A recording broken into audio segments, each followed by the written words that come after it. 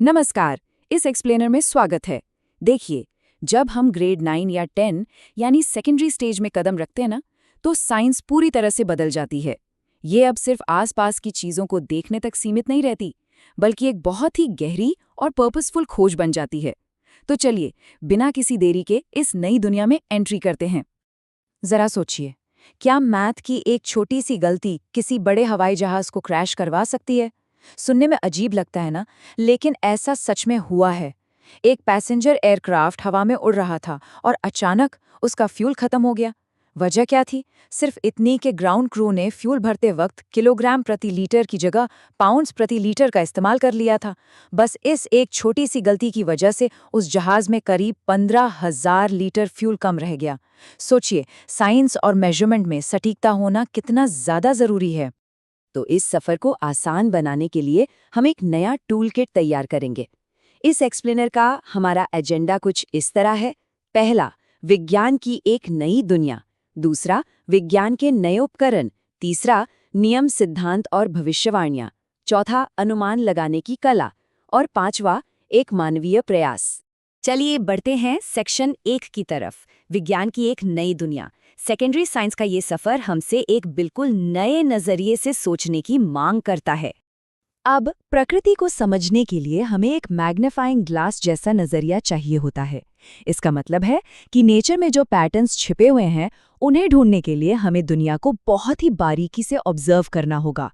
जो छोटी छोटी डिटेल्स हम पहले इग्नोर कर देते थे, अब उन्हीं पर गहराई से फोकस करना है। लेकिन रुकिए, सिर्फ ध्यान से देखना ही काफी नहीं है। किसी कंपास की तरह ही किसी भी खोज के लिए ना एक सही दिशा या डायरेक्शन होना बहुत जरूरी है। दुनिया को समझने के लिए हमें सही मॉडल्स चुनने पड़ते हैं, और सबसे अहम बात, हमें सही सवाल पूछने आने चाहिए। अब आते हैं सेक्शन 2 पर, विज्ञान के नए उपकरण। देखिए, हमारे आसपास की दुनिया बहुत ही कॉम्प्लेक्स और उलझी हुई है। इसे समझने और दूसरों को सही से समझाने के लिए वैज्ञानिकों को कुछ खास मेंटल और लिंग्विस्टिक टूल्स की जरूरत होती है। चलिए इसे एक बहुत ही सिंपल एग्जाम्पल से समझते हैं। क्रिकेट तो हम सब देखते हैं, राइट? जब कोई बल्लेबाज छक्का मारता है तो असल दुनिया में वहाँ घास कैसी है, बैट किस ब्रांड का है या गेंद की सिलाई कैसी है, ये सब चीज़ें मौजूद होती हैं। लेकिन एक साइंटिफिक मॉडल इन छोटी छोटी बातों को जानबूझकर साइड में रख देता है। वो सिर्फ उन बातों पर फोकस करता है जो असल में नतीजा तय करती हैं, जैसे कि गेंद का मास, उसकी स्पीड और डायरेक्शन। ठीक इसी तरह से साइंस में हम मुश्किल चीज़ों को आसान बनाते हैं। मॉडल्स के अलावा साइंस की भाषा का एकदम सटीक होना भी बहुत ज़रूरी है। इसीलिए हम इंटरनेशनल लेवल पर तय की गई स्टैंडर्ड यूनिट्स और सिंबल्स का इस्तेमाल करते हैं। उदाहरण के लिए स्पीड ऑफ लाइट यानी प्रकाश की गति को हमेशा c से दिखाया जाता है, और इसकी वैल्यू एकदम फिक्स है, 29,97,92,458 मीटर प्रति सेकंड। इसी एकदम सटीक भाषा और मैथ्स के जरिए साइंस काम करती है। आगे बढ़ते हैं सेक्शन 3 की ओर, नियम, सिद्धांत और भविष्यवाणियां। आखिर वैज्ञानिक अपनी नई नई खोजों को खास शब्दों के जरिए अलग अलग कैटेगरीज में कैसे बांटते हैं, चलिए समझते हैं। सबसे पहले बात करते हैं नियम यानी साइंटिफिक लॉ की। बहुत ही आसान शब्दों में कहें तो नियम हमें ये बताता है कि आखिर क्या हो रहा है। ये प्रकृति में बार बार दिखने वाले पैटर्न्स को डिफाइन करता है। जैसे कि जब हम किसी चलती हुई बस में होते हैं और वो अचानक रुकती है तो हम आगे की तरफ गिरते हैं। न्यूटन के नियम इसी क्या होता है वाले हिस्से को एकदम साफ तरीके से समझाते हैं। अब आते हैं सिद्धांत यानी थ्योरी पर। देखिए, थ्योरी कोई हवा में मारा गया तीर या तुक्का नहीं होती। ये हमें क्यों का जवाब देती है। मतलब जो पैटर्न्स हम देख रहे हैं वो आखिर बन क्यों रहे हैं। जैसे एटॉमिक थ्योरी।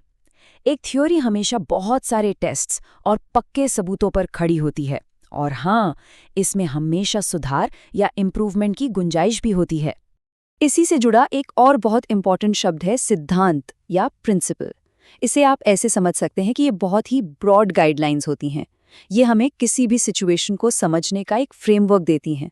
जैसे कंजर्वेशन ऑफ एनर्जी का प्रिंसिपल।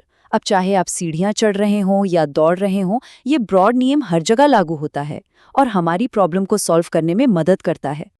अब साइंस का एक बहुत बड़ा फायदा ये है कि ये हमें प्रिडिक्शन करने और गलतफहमियों को तोड़ने की ताकत देता है। हम सबने सोशल मीडिया पर कभी ना कभी ये दावा जरूर सुना होगा कि सूर्य ग्रहण के वक्त खाना खराब हो जाता है। लेकिन अगर हम यहाँ एक साइंटिफिक सवाल पूछें कि क्या ग्रहण के वक्त तापमान या फिजिकल कंडीशन में कोई बड़ा बदलाव आता है, तो जवाब है बिल्कुल नहीं, क्योंकि ग्रहण तो बस परछाइयों का एक खेल है। बस ऐसे ही साइंटिफिक सवाल पूछकर हम बड़ी से बड़ी अफवाह को आसानी से खारिज कर सकते हैं। चलिए अब आते हैं सेक्शन 4 पर, अनुमान लगाने की कला। ये हमारी रोजमर्रा की जिंदगी की एक ऐसी कमाल की साइंटिफिक स्किल है जिससे हम तुरंत अंदाजा लगा सकते हैं कि कोई बात सेंस बना रही है या नहीं। चलिए यहाँ एक छोटी सी मेंटल एक्सरसाइज करते हैं। क्या कभी सोचा है कि हम एक दिन में कुल कितने लीटर हवा सांस के जरिए अपने अंदर लेते हैं? चलिए इसे स्टेप बाय स्टेप समझते हैं। स्टेप 1, एक नॉर्मल इंसान रिलैक्स होने पर 1 मिनट में करीब 12 से 15 बार सांस लेता है। स्टेप 2, अब एक दिन में होते हैं पूरे 1440 मिनट। स्टेप 3, इसका मतलब हुआ कि हम दिन भर में लगभग 20,000 बार सांस लेते हैं। अब स्टेप 4, अगर एक गुब्बारे को फुलाने में करीब 4 से 5 सांसें लगती हैं तो हमारी एक सांस का वॉल्यूम लगभग आधा लीटर हुआ। तो जब हम इन सारे नंबर्स को मिलाते हैं तो फाइनल रिजल्ट क्या आता है? करीब 10,000 लीटर। है ना एकदम चौंका देने वाला नंबर? तो बात यह है कि चीज़ों का रफ एस्टिमेट यानी मोटा-मोटी अनुमान लगाना एक बहुत ही ज़रूरी साइंटिफिक आदत है। इसके ज़रिए हम बिना किसी भारी कैलकुलेशन के भी सही दिशा में जा सकते हैं और अपनी बॉडी जैसी चीज़ों के बारे में ऐसे फैसिनेटिंग फैक्ट्स जान सकते हैं। और अब हमारा आखिरी सेक्शन, सेक्शन 5, एक मानवीय प्रयास। देखिए, साइंस सिर्फ मोटी-मोटी किताबों या कड़क फॉर्मूलों तक ही सीमित नहीं है। ये हम इंसानों की टीम वर्क और लगातार आगे बढ़ने की एक बहुत ही खूबसूरत कहानी है।